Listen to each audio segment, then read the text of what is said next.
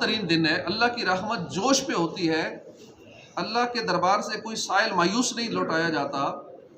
एक तरफ अल्लाह के नेक बंदे अल्लाह की बेपाया रहमतों और बख्शिशों पर खुशियाँ मना रहे होते हैं, और दूसरी तरफ मोमिनों पर जब अल्लाह की करम नवाजी शैतान देखता है तो वो बदहवास होता है, भाई ये ऐसा क्यों हो रहा है, अल्लाह इनको माफ़ फरमा रहा है, इनको सब कुछ अता किया जा रहा है, मगफरत मिल रही है, तो शैतान जो दुश्मन है हमारा वो आग बगोला हो रहा होता है। सैयदना वहाब बिन मुनब्बी फरमाते हैं कि जब ईद आती है ना, शैतान चिल्ला चिल्ला कर रोता है। जब शैतान की बदहवासी उसके चेले देखते ना, इकट्ठे हो जाते हैं, मेरे आका क्या हुआ, क्यों परेशान हो, क्यों गज़बनाक हो, उदास क्यों हो। तो हाय अफसोस कि आज उम्मत मोहम्मदिया के लोगों को अल्लाह ने बख्श दिया, लिहाजा तुम ऐसा करो, इनको लज्जात में, नफसानी ख्वाहिशात में मसरूफ़ कर दो। तो शैतान पर ईद का दिन नहायत गिरां गुजरता है। वो अपने चेलों को, शयातीन को हुक्म सादिर कर देता है कि तुम मुसलमानों को लज्जाते नफसानी में मशगूल कर दो, और ऐसा लगता है कि फ़ी ज़माना शैतान इस वार में कामयाब होता नज़र आ रहा है। नफसानी ख्वाहिशात के पीछे लग जाते हैं, गुनाहों में लग जाते हैं, म्यूज़िक में, सोशल मीडिया पे, दीगर गुनाहों भरे मामलात में। तो इस तरह शैतान फिर अपना वार ऐसे करता है। ईद की आमद पर होना तो ये चाहिए था कि हम इबादत करते, नेकियां करते, अल्लाह का ज़्यादा शुक्र अदा करते, मगर अफसोस अब अक्सर मुसलमान ईद सईद का हकीकी मकसद ही भुला बैठे हैं। अब तो ईद मनाने का बस यही अंदाज़ रह गया कि तरह तरह के लिबास पहनो, भड़कीले, बेहुदा फैशन वाले, नक्शो निगार वाले, बल्कि जानदार की तस्वीरों वाले भड़कीले लिबास पहने जाते हैं। हमारी शरीयत में लिखा है कि जिस कपड़े पर जानदार की तस्वीर हो उसे पहनकर नमाज़ पढ़ना मकरूह तहरीमी है। नमाज के अलावा भी ऐसा कपड़ा पहनना नाजायज़ है। रक्स व सुरूर की महफिलें गर्म की जाती हैं, गुनाहों भरे मेले, गंदे खेलों, नाच गानों, फिल्में, ड्रामे, म्यूज़िक, जी खोल कर वक्त और दौलत दोनों को खिलाफ सुन्नत और खिलाफ शरीयत अफ़ाल में बर्बाद किया जाता है। अफसोस अब इस मुबारक दिन को किस कदर गलत कामों में गुजारा जाने लगा है। इन खिलाफ शरअ बातों के सबब हो सकता है कि ये ईद सईद नाशुक्रों के लिए यौम वईद बन जाए। लिल्लाह अपने आप पर रहम कीजिए, फ़ैशन परस्ती, फजूल खर्ची से बाज आइए। अल्लाह पाक ने फजूल खर्चों को कुरान पाक में शैतानों का भाई करार दिया। 27वें पारे में इरशाद फरमाया, वला तुबद्दिरु तबदीरा इन्नल मुबद्दिरीन कानू इख्वान शयातीन व कान शैतानु लिरब्बिही कफूरा। और फजूल ना उड़ा, बेशक उड़ाने वाले शैतानों के भाई हैं, और शैतान अपने रब का बड़ा नाशुक्र है।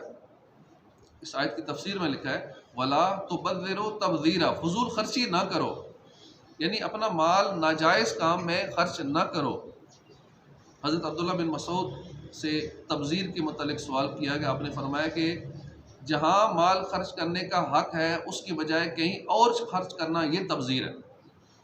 लिहाजा अगर कोई शख्स अपना पूरा माल हक यानी इसके मसरफ़ में खर्च कर दे तो वो फजूल खर्ची करने वाला नहीं है। अगर कोई एक दिरहम भी बातिल यानी नाजायज़ काम में खर्च कर दे तो वो फजूल खर्ची करने वाला है। 1 रुपया भी नाजायज़ जगह पे लगा दिया तो ये फजूल खर्ची है, और जहाँ लगाना है वहाँ करोड़ों भी लगा दिए तो वो फजूल खर्ची नहीं है। इसराफ ममनू है, नाजायज़ है। उलमाए कराम ने इसकी मुख्तलिफ़ तारीफ़ात बयान की हैं, जिनमें से 11 तारीफ़ात ये है। गैर हक में सर्फ करना, अल्लाह के हुक्म की हद से बढ़ना, ऐसी बात में ख़र्च करना जो शरअ मुताहर या मुरव्वत के ख़िलाफ़ हो। अव्वल यानी खिलाफ शरीयत खर्च करना हराम है, और सानी यानी खिलाफ मुरव्वत खर्च करना मकरूह तंज़ीह है। ताअत इलाही के गैर में सर्फ करना, शरई हाजत से ज़्यादा इस्तेमाल करना, गैर ताअत में बिला हाजत खर्च करना, देने में हक़ की हद से कमी या ज़्यादती करना, ज़लील गर्ज़ में कसीर माल खर्च कर देना, हराम में से कुछ या हलाल को इतदाल से ज़्यादा खाना, लायक और पसंदीदा बात में लायक मिकदार से ज़्यादा सर्फ कर देना, बेफ़ायदा खर्च करना। आला हज़रत इमाम अहले सुन्नत इमाम अहमद रज़ा ख़ान रहमतुल्लाह अलैह इन तारीफ़ात को ज़िक्र करने और इनकी तहकीक और तफसील बयान करने के बाद फरमाते हैं कि हमारे कलाम का नाज़िर यानी नज़र करने वाला ख्याल कर सकता है कि इन तमाम तारीफ़ात में सबसे जामे और माने और वाज़ेह तर तारीफ़ अव्वल है, और क्यों ना हो कि ये उस अब्दुल्ला की तारीफ़ है जिसे रसूलुल्लाह इल्म की गठड़ी फरमाते हैं, और जो खुलफाए अरबा के बाद तमाम जहान से इल्म में ज़ायद हैं, और अबू हनीफ़ा जैसे इमामुल अइम्मा का मोरस इल्म है। तो हमें फ़ुज़ूल ख़र्ची से बचना है, ख़ासकर ईद वाले दिन बहुत फ़ुज़ूल ख़र्चियाँ की जाती हैं, और जहाँ लगाना है वहाँ खर्च करना चाहिए। जहाँ हमें कोई आखिरत का फ़ायदा हो, जहाँ अपने घर वालों पे जायज़ तरीके से जो खर्च करना है, घर वालों की ज़रूरियात पूरी करनी है, उसमें खर्च करें, लेकिन उसमें ये देखें कि कोई फ़ुज़ूल में ना खर्च हो जाए। फ़ुज़ूल खर्ची में 1 रुपया भी एक्स्ट्रा लग गया, उसका हिसाब होगा, और अगर ज़रूरत का है तो फिर जितने लगा दें उसका हिसाब नहीं है। अल्लाह कहते हैं उसको फितरा ढीला करके लगे। अल्लाह पाक हमें ईद का दिन इबादत में गुजारने की तौफीक अता फरमाए। आमीन। लैलतुल जायज़ा ईद की रात, चांद रात भी इबादत में गुजारने की तौफीक अता फरमाए। फितराना जो है वो कम से कम 340 रुपये, और फितराना हो या ज़कात, जो भी लोग जमा कर रहे होते हैं, मुख्तलिफ़ दीनी तंजीमें जमा कर रही होती हैं, मसाजिद मदारिस वाले भी कई जमा कर रहे होते हैं।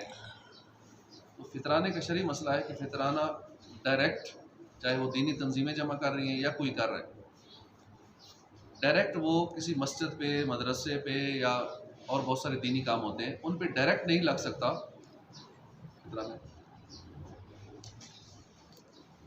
तो दीनी तंजीमें हो या वैसे किसी ने मसाजिद में खर्च करना, तो उसका हल होता है, शरीयत ने एक हल बताया, उसका हीला होता है। अब हीला करके उसको मस्जिद की तामीरात में, मदरसे में, दीगर और जो नेक काम है, बहुत सारे नेक कामों पे फिर खर्च किया जा सकता है। और ये तंजीमें भी ऐसी करती हैं, जो तंजीमें करोड़ों रुपया, अरबों रुपया ज़कात फितराना जमा होते ही अल्हम्दुलिल्लाह दीनी काम इसी से चल रहा है। तो जितना ये करोड़ों अरबों रुपए जमा होता है, ये इसका हीला करते हैं। हीले से मुराद ये कि ये किसी हकदार की मिल करते हैं, जो हकदार वाकई हो, शरई फ़कीर हो, उसकी मिल किया जाता है। फिर वो बंदा कहता है हाँ ठीक है जी, इस नेक काम में लगा दो, ये इसे हीला कहते हैं। और ये हीला साबित है, जैसे दाऊद अलैहिस्सलाम या अय्यूब अलैहिस्सलाम जिनको बीमार हो गए थे ना, सब्र अय्यूब अय्यूब अलैहिस्सलाम के बारे में। अब उन्होंने नियत की, बीवी एक दिन लेट आई खाना देने, तो आपने नियत की कि मैं 100 कोड़े मारूंगा। अब ले आई तो मैं 100 कोड़े मारा। वो बीवी बहुत वफादार बीवी थी, बाकी सारे छोड़ गए थे, सब कुछ ख़त्म हो गया, घर बार तबाह हो गया, सारे मकान गिरे, जानवर ख़त्म हो गए, हज़ारों घोड़े, हज़ारों ऊँट, हर चीज़ तबाह बर्बाद, घर बार ख़त्म। एक बीवी खिदमत करने वाली, सारे छोड़ गए, और आप बीमारी की हालत में थे। एक दिन बीवी ज़ौजा लेट आई, तो आपने पहले नियत कर ली कि मैं 100 कोड़े मारूंगा। वो तो नेक थी, अच्छी थी। अल्लाह पाक ने फरमाया कि मतलब इस वजह से ये लेट हुई है, तो आप इसको 100 कोड़े ना मारें, इसका हीला कर लें। अब 100 कोड़े चूंकि कसम खा चुके थे 100 मारने हैं, उसकी बजाय अल्लाह पाक ने फिर हीले का तरीका बताया। आप 100 तिनके झाड़ू के वो इकट्ठे करें, एक बार मार दें 100 हो जाएगा, 100 कोड़ों के वो हीला हो जाएगा। तो ये हीला कुरान पाक में कई जगह साबित है, इस तरह का हीला। इसी तरह हज़रत सारा और हज़रत हाजरा, इब्राहीम अलैहिस्सलाम की जो ज़ौजा थी, अज़वाज मुतारा, इनकी आपस में किसी वजह से चपलिश हो गई।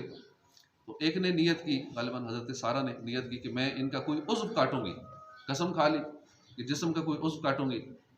तो फिर इनको भी हीला बताया गया कि ठीक है, अब नियत भी कर ली है, बात भी पूरी करनी है, काटनी करनी है, कसम खा ले पूरी करनी होती है। तो ऐसा कर लें कि इनके कान में जो सुराख है ना औरतों का, ये होते हैं, ये उस वक्त से शुरू हुए, तो कान में सुराख कर दें, बिल्कुल पूरे उज़्व कट जाएगा। उस वक़्त से कानों में, ये नाक में जो बालियाँ डाली जाती है औरतें ना, वहाँ से ये सिलसिला एक ज़ीनत बन गया औरतों के लिए। तो ये हीले किस तरह के और कई मिसालें हैं। हीला कुरान पाक से साबित है। तो जो भी मजहबी तंजीमें या मसाजिद वाले, मदारिस वाले इस तरह लगाते हैं, लेकिन मजहबी तंजीम भी वो जिनको खौफ खुदा हो, जिनके अंदर मुफ्तियान कराम हो, जो वाकई शरीयत के मुताबिक चलते हैं। बहुत सारी फलाही तहरीकें तो बस ज़कात फ़ितरा इस्तेमाल करती हैं, उनको शरई मसले नहीं पता होते, उनको कि वो हीले का भी नहीं पता होता, हीला करना कैसे है, बस ठीक है जिधर से आए लगा दिया। तो शरीयत के मुताबिक लगाने वाले भी हैं अल्हम्दुलिल्लाह। दावत इस्लामी की तहरीक जैसे इस तरह की आशिकान रसूल की ऐसी तहरीकें हैं जो उलमाए कराम से शरई रहनुमाई लेके चलते हैं। तो ये इस तरीके से जो सही तरीका है हीले का, हीला करके फिर उस रकम को सही जगह पे लगाया जाता है। तो ये तरीका है। तो ये फितरे के बारे में भाई ने मसला पूछा कि क्या लग सकता है मस्जिद में, लग डायरेक्ट नहीं लग सकता, हीला करके लग सकता है, ये इसका तरीका है। अल्लाह पाक हमें अमल की तौफीक अता फरमाए। आमीन बिजाह नबी अमीन सल्लल्लाहु अलैहि वसल्लम। अल्हम्दुलिल्लाह रब्बिल आलमीन।